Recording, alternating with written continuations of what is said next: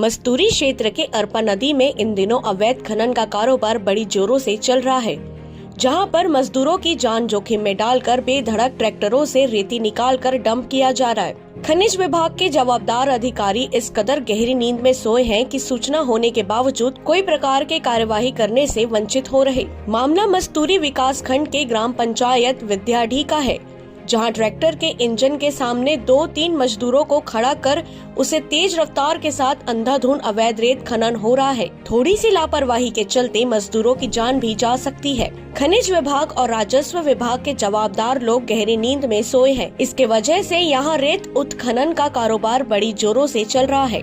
वहीं इस मामले में खनिज विभाग के जवाबदार अधिकारियों से जानकारी लिया गया तो जानकारी नहीं होने की बात कह रहे हैं।